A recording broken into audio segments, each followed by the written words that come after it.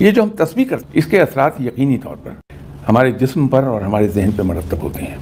अब आपने अस्माए हुस्ना की मिसाल दी कि अस्माए हुस्ना पूरे या कोई एक उसमें से तस्बीह करते। अब होगा क्या, आप रब ताला का कोई सिफाती नाम बयान कीजिए, फिर दूसरा कीजिए, तीसरा कीजिए, आप देखेंगे कि हर मर्तबा हर अल्लाह का जो सिफाती नाम है वो जब आपने लिया तो आपकी ज़ुबान ने हर नाम के साथ एक मुख्तलिफ एंगल के साथ आपके पैलेट को स्ट्राइक किया हल्का सा, वहाँ पर लहरें पैदा होती हैं, वाइब्रेशंस।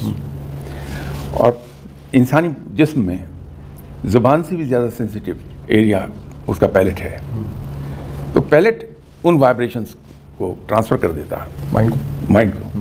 अब वो जो नाम है, इस तरह जब हम पुकार रहे हैं रब को, सर ऐसे एक एग्जाम्पल दे रहा हूँ सर, या समद, अब मेरी ज़ुबान ने 2 मरतबा पैलेट को गैर महसूस तरीके पे टच कर लिया, ठीक है सर, और उसके स्ट्रोक की फोर्स भी डिफर कर जाएगी एक दूसरे से। अब वो मेरे ब्रेन के वो सेल्स एक्टिवेट हो जाएंगे उससे, जो मुझे तन्हाई में ले जाएंगे।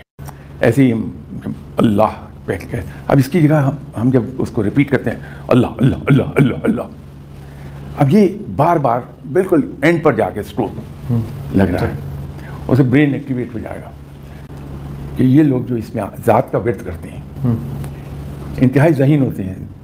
अच्छा, ओह यस, बड़े मामला फहम निकलेंगे वो, इसलिए कि उनके ब्रेन के ये फ्रंटल पार्ट जहाँ हमारी याददाश्त होती, शॉर्ट टर्म मेमोरी, उसके पीछे जो स्पीच सेंटर है, उसके इन दोनों के दरमियान में जो सेल्स हैं वो एक्टिवेट हो जाते हैं, तो नतीजा ये वजाहत आती है। तो तस्बीह ऑटो सजेशन से बिल्कुल मुख्तलिफ है। ठीक हो गया।